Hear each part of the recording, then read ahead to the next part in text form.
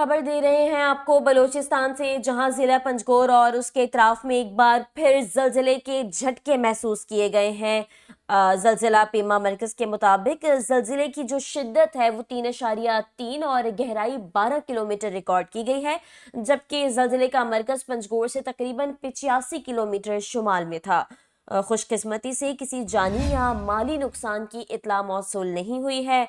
मजीद आपको बताएं कि एक रोज़ कबल भी बलूचिस्तान में सिब्बी और गिरदो नवाह में 3.2 शिद्दत का जलजिला महसूस किया गया था, और उससे पहले कल कराची के मुख्तलिफ इलाकों में भी जलजिले के झटके महसूस किए गए थे, जिसकी शिद्दत 5.2 रिकॉर्ड की गई थी।